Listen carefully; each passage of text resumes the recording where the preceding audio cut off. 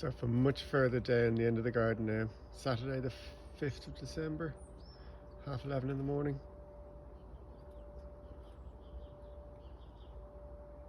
This is just going through the entire neighbourhood.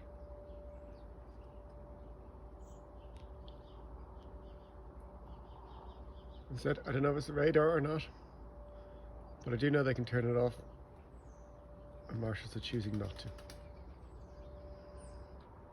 without any excuse or reason. They have no integrity.